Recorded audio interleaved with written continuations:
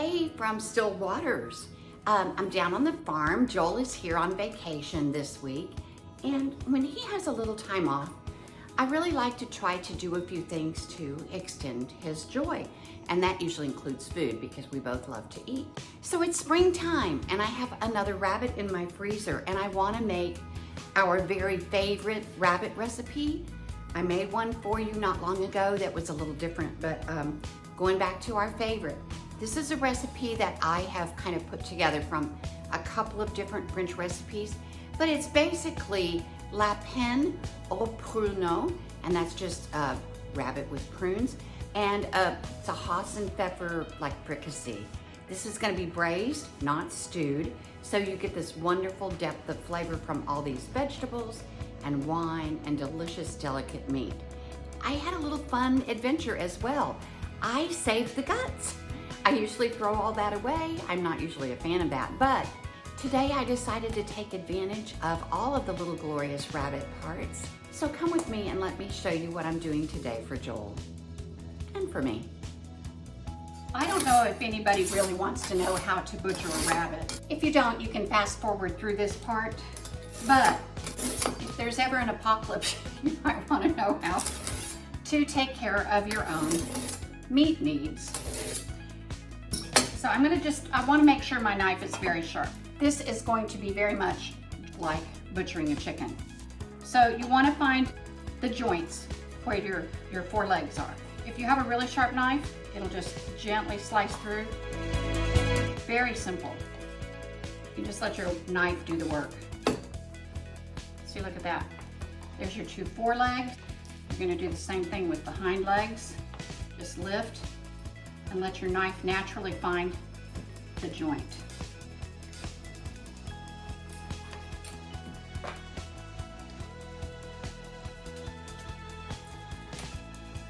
If you bought your rabbit from a good meat packer, they will leave the giblets in for you. You'll have a liver, a couple of kidneys, a heart, just some of those little organ meats. Most of the time I toss these, but that liver, it's kind of large, so I think I might do something interesting with that today. So then we just have the carcass. And you want to just cut between these little rib bones. Just bend it back a little bit. Same thing, let your knife go through. This is good for stock. For your breast, on the top, I'm just going to go straight down and then cut it off the base. It's very, very delicate white meat, just like the breast on a chicken. Same thing on the other side.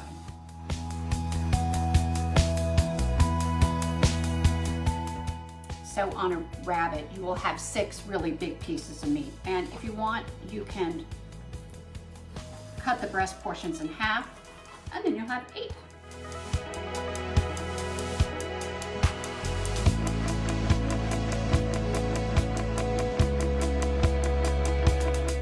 I know you can get some fancy garlic peelers, but this is easy. I used to love gadgets when I was younger, kitchen gadgets, but as I've gotten older, I just don't want any other little trinkets in the kitchen that I've got to wash. I just as soon use my butcher knife for everything. One tool, cutting board, probably good.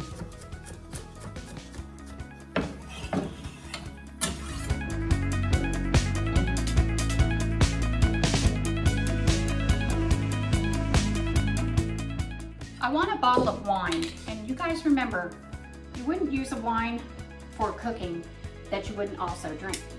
So since this is a French recipe, I'm doing a little French wine.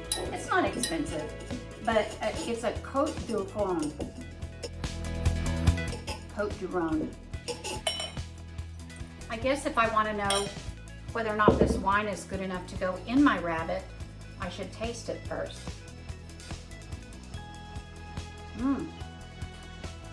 Oh, it's very dry. I really like that. Beautiful color too. That's going to look really pretty with my rabbit. Chin chin. You typically want some kind of an acid when you're cooking. Some people use a little bit of balsamic vinegar, but this recipe is going to use hard apple cider. So the things we're going to need besides our red wine and our hard cider are some prunes. I'm just going to use 10 prunes that I'll chop in small pieces. I think sometimes the French leave them larger. I don't want a big gob of prune in my mouth. I'm more going for the flavor that it imparts. The other things we'll need are about a pound of portobello mushrooms, about a half a pound of carrots, a half a pound of little tiny new creamer potatoes, about a half a pound of pearl onions. I just buy these from frozen and they're perfect. I don't have to peel them and I really like that. I also have several sprigs of fresh thyme and some bay leaves. We're also going to have some butter. I've been buying this Amish roll butter. It's wonderful and it's actually pretty inexpensive where I get it. I'm going to need some bacon lardon and some parsley. I'm going to smack another clove of garlic, smush it up pretty good. Put it in a non-reactive bowl because I'm going to be using wine and I don't want any of the acids in the wine to react with metal. So I have the garlic. I'm going to put in about a cup of wine. I'm going to put in my aromatics. I have probably, let's see, 1, 2, 3, 4, 5 sprigs of thyme, some bay leaves. Then I'm going to add some fresh cracked black pepper and a splash of some extra virgin olive oil. It's probably 3 tablespoons. Now I'm just going to mix that up a little bit and put all my rabbit right in that beautiful mixture. Tuck my little breast pieces down in the bottom. I want everything to get covered really well. We're going to push it down using my favorite kitchen tool that the good Lord gave us. Okay, there we go. I'm going to cover that with some plastic wrap. Let it marinate in the fridge for a few hours. You can do it overnight if you want. That would be even better, but I don't have time. Okay, I have prepped my veggies. I've cut all my little round potatoes in half, not because they were too big, but I want to roast the potatoes and the carrots, little bite-sized carrots, and the onions. I want to have just a little bit more flavor, and roasting these veggies before you put them in your stock will give you a little bit more depth of flavor, so that's what I'm going to do. So I put everything in a little plastic bowl. I'm going to cover it with just a little bit of olive oil, maybe just a couple of tablespoons again, and then I'm just going to toss those around. Mix everything up. I'm going to dump it on parchment paper so I don't have a lot of cleanup. Now the reason I cut my little potatoes in half is because I want more surface area for roasting. So I'm going to turn them up on their little back sides so the top is exposed and I can get even more roasty flavor. Oh, nothing like carbs, right guys? Okay, there we go. Okay, I'm going to sprinkle that with just a little bit of kosher salt. Not much, just a little bit. And a few cracks of fresh ground black pepper. And then into a 500-degree oven they go to roast for a few minutes. I told you I typically do not use the giblets, but I've changed my mind, which is a woman's prerogative. I did go ahead and put the liver in with my stock. I just very, very lightly blanched it for maybe, 2 or 3 minutes. And so what I'm going to do now is I'm going to make like a little pâté for Joel. I think it'll be a really interesting way to whet his appetite for the main course rabbit that's coming up. Typically you would use sherry. I don't have any, but I do have this good port. So I'm going to add that. I'm going to plop that in my skillet with some of that good Amish butter. Then I'm going to add a little garlic, a couple of sprigs of thyme that I'm just going to pull backwards and not use the stem. It just comes right off if you go backwards. I'm going to melt that. I just want a few simple flavors in this. And since the liver is really delicate, I don't want to overcook it. I'm going to bring the sherry and the butter up to temperature. And then I'm just going to put the liver in for maybe a minute or two once that butter's melted. Y'all, I don't have a recipe, so you'll have to come along with me and we'll see how this turns out.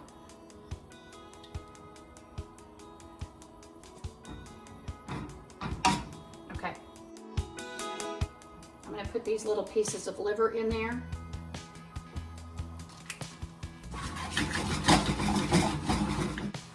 Now my port is reducing and mixing with that garlic and thyme. And port is a little bit sweet, so it's almost a little syrupy. That'll be really good with the liver, I think. Now this is cooked down. The sherry has really reduced and you can hardly see the thyme. So I'm just going to dump this all together into a fine sieve.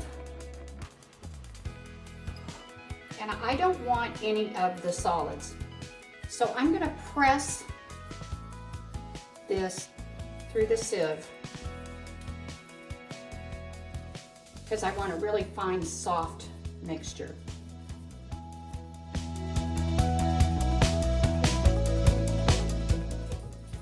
Okay, then I just scrape off the bottom.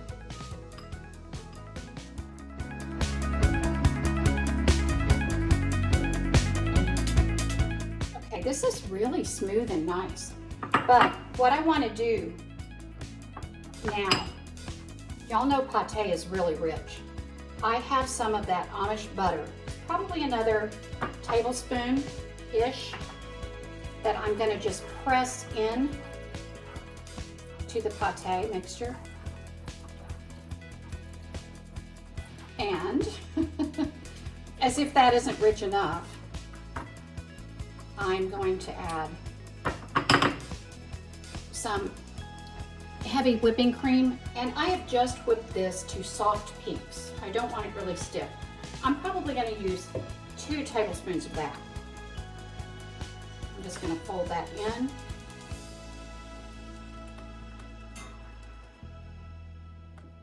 Oh my goodness, this looks like it's going to be really good. Of course, it has to go in the fridge, and that butter is going to solidify and make this wonderful. Look at this lovely color and texture. Isn't that pretty? Oh. Now, as I told you guys, I am not usually one for organ meats and offal. So I think I should probably taste this since I didn't use a recipe. See if it needs anything.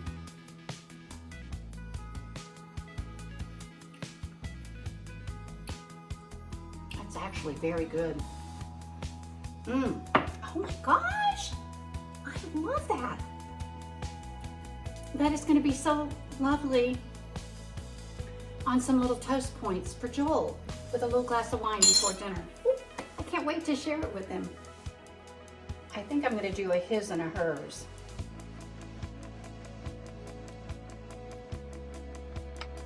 Looky there. Just going to throw that liver away. Woo, learned something new today. Okay, now to do the actual rabbit. Rabbit is very lean, and we're going to want to fry the rabbit, but we want something that will impart flavor. So once again, I'm going to do my bacon lardon. I'm going to render all the fat from this beautiful streaky bacon to fry our rabbit in.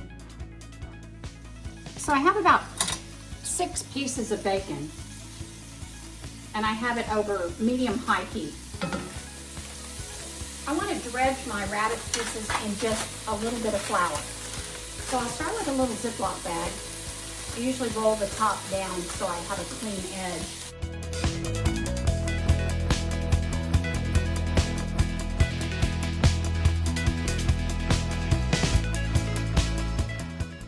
Adjust the grind on your pepper so it's a little bit finer.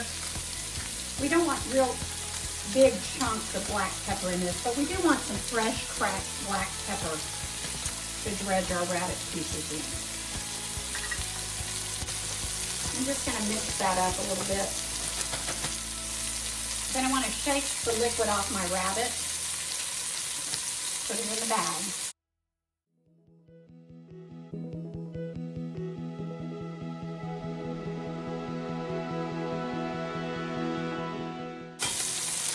Now I want to close the top and leave a little bit of air in.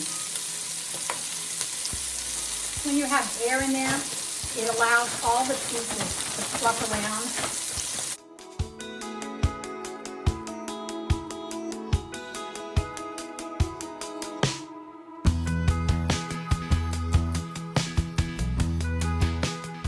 Look at this. That's perfect, isn't it? You've got a very fine coating of your flour and your seasoning on each piece. Perfect.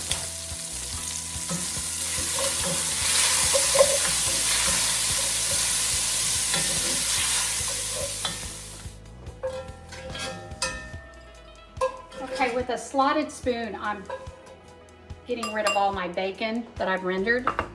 So I have this beautiful fat from the bacon in the bottom of my cast iron. I'm gonna put my heat back up probably on a medium high. One by one, we're gonna put our beautifully dredged rabbit pieces in that very, very hot fat. And I'm gonna put my meatier pieces in the center because that heat is usually higher in the middle. Look at this. See, that's perfectly dredged. Look at that.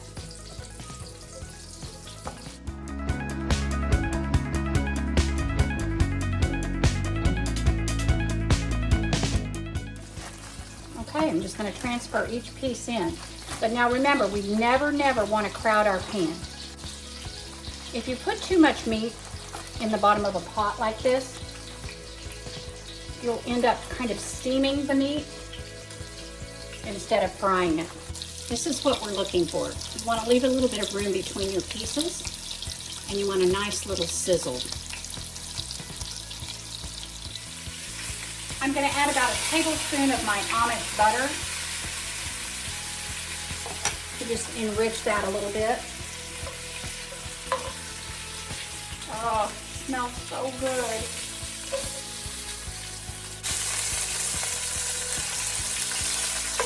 So we want this golden brown color like you're seeing now. Isn't that pretty? Oh my goodness. So all of these sugars in the meat are caramelizing. They are water soluble or liquid soluble. So we really like that because then when we put all our stock in, this is going to kind of cook together and all that sweet caramelization is going to kind of dissipate into our broth and make a wonderful stewed possum pepper. Okay, first batch out. Add another little bit of butter.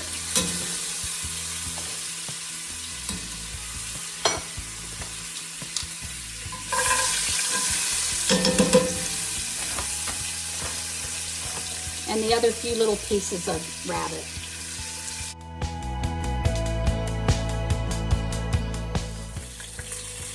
Okay, last three pieces out. Look at that beautiful golden brown color.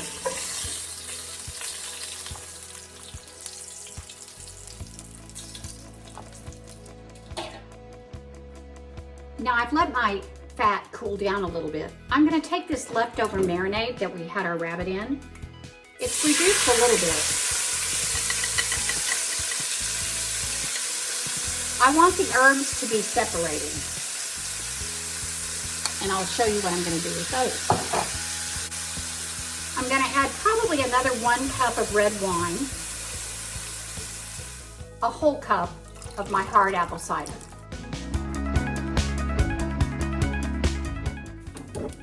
Now I'm going to leave this on a slow simmer What I want to happen here is for this to reduce by at least half. So we're not gonna add any salt and pepper to this stock right now because anything in here will concentrate. If we have additional salt and pepper, it'll cook down and it will be too strong.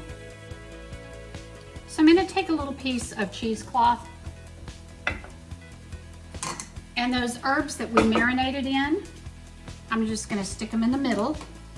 That's thyme, garlic, bay leaf. I'm gonna add another 1 clove of smashed garlic, a little more thyme, and some sprigs of parsley. Another thing I'm gonna add is juniper berries. This is what they look like. I'm probably gonna do a dozen of those. And to that, probably a dozen little mixed black peppercorns. That looks more like 2 dozen, but whatever, a handful.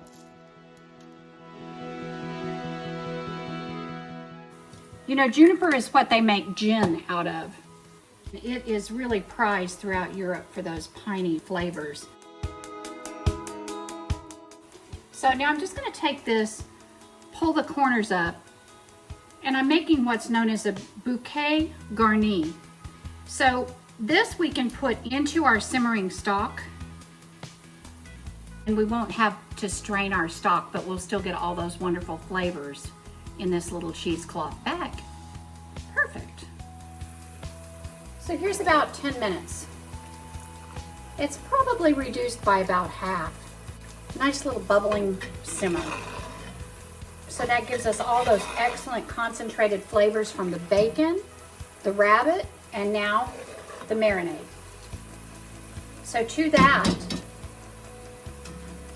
I have my beautiful stock that I made, and it smells so good. And I probably have about 3 cups of stock. I don't want my big pieces of garlic, so I'll just strain those out.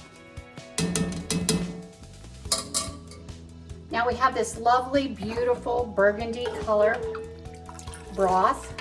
We're gonna toss back in our bacon pieces, all of our rabbit. Just gonna dunk that down. Oh my goodness sakes alive. Oh, this is already smelling so good. Oh my goodness.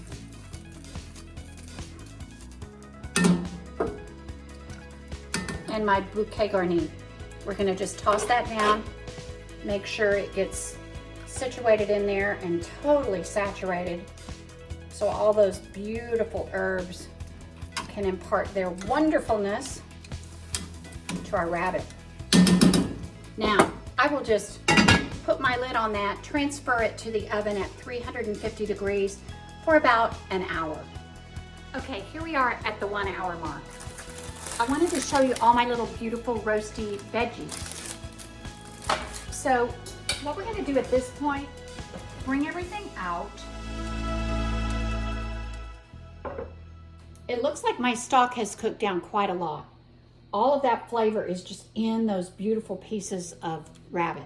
So now what I'll do is add my beautiful roasted vegetables, my pound of mushrooms, which I've quartered, and the prunes, which I've chopped into small pieces. This looks like a lot, but it is gonna cook down. Now I have a little bit more chicken stock, and I'm just gonna pour some of that over the top of this. Probably another 2 cups.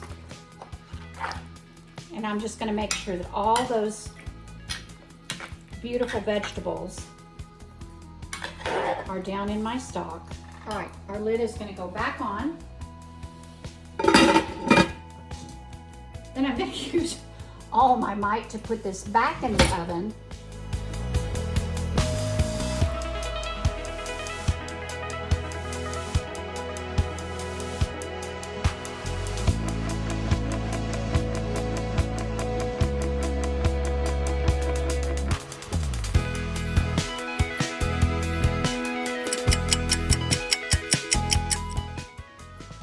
Would you look at that? Oh my goodness. Look at these beautiful vegetables. So tender and moist. We've talked about this before, but when you braise something like this, It does literally fall off the bone. Gorgeous. Traditionally, you would serve Hassenpfeffer over dumplings or smashed roasted potatoes. I have some Amish noodles. For Joel, I want one of these big legs, tons of mushrooms, some roasty potatoes, plenty of that rich sauce. Oh my goodness, this smells like heaven. Here's our fresh little greenery to go on the top, just to make it pretty. Look at that. Oh, you guys. Hassenpfeffer. Let's see what we've got.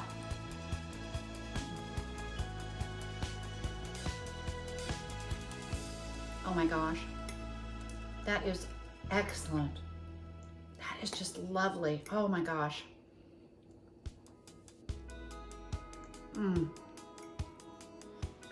Roasting those vegetables ahead of time gave it an extra layer of flavor. Try this before the weather gets hot. It is so good. Of course you can use chicken, but rabbit, very lean, very good for you. It is divine.